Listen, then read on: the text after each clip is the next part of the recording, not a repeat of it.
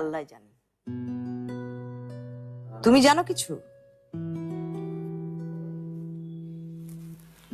নাভিলা থাকবে আর কোথায়, দরজা বন্ধ করে ঘরেই বসে আছে। যাও না, দেখো একটু মান ভাঙাতে পারো কিনা। আরে যাও না। ঠিক আছে, আসবো।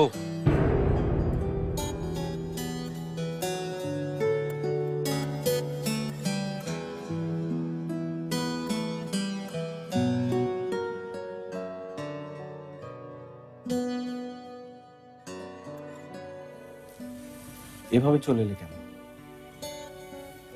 নাবিলা? তুমি এমনটা করবে আমি ভাবতেও পারিনি। এতবার ফোন করলাম, ফোনটা তো অত ধরবে।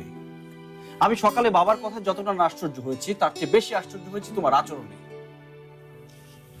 নাবিলা, তুমি আমার একজন ভালো বন্ধু, আমি কখনো এর চেয়ে বেশি কিছু ভাবিনি। যদি আগে না ভেবে থাকো তাহলে এখন ভাবো। বাই দ্য ওয়ে, তুমি তো কখনো ঝুমুরকে নিয়ে ভাবোনি, আর এখন এখন ঝুমুরের মতো একটা মেয়েকে নিয়ে তোমার ভাবতে হচ্ছে। ঝুমুর তোমার জন্য পারফেক্ট না। ঝুমুরের মতো একটা মেয়ে হবে তোমার বেটার হাফ। ছি ছি ছি, তোমার রুচি কবে থেকে এত নিচে নেমে গেল? মফস্বরে ঘাড় গুজে থাকা একটা মেয়েকে নিয়ে তুমি ভাবছো? আমি কাউকে নিয়ে ভাবছি না। ইনফ্যাক্ট আমি তো এখন বিয়ের কথাই ভাবিনি। বাবা আমাকে যে কথা বলেছে আমি তোমাকে জাস্ট সে কথাই জানিয়েছি। আমি আমার সিদ্ধান্ত না, আমি বাবার সিদ্ধান্ত তোমাকে জানিয়েছি। আর কাল যদি আঙ্কেল বলে যে এই মেয়েকে না আরেকটা মেয়েকে তোমার বিয়ে করতে হবে, তাহলে তুমি তাই করবে? আর আমার আমার কি হবে? নাবিলা, তুমি আমার খুব ভালো বন্ধু, এর চেয়ে আমি বেশি কিছু ভাবিনি। আর তুমি যদি কিছু ভেবে থাকো তাহলে আগে কেন বলনি?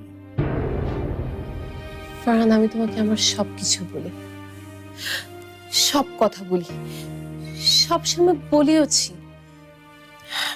আমার কখন মন খারাপ, আমার কিসে খুশি, আমার স্বপ্ন, আমার আশা, আমার সবকিছু।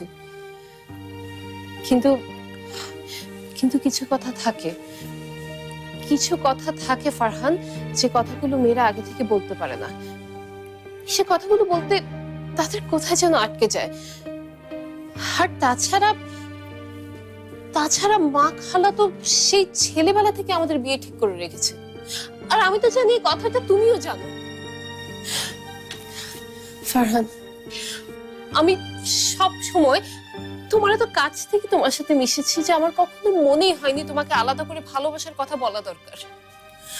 ভুলটা সেখানেই করেছো। কই, মা বা খালা তো কোনোদিন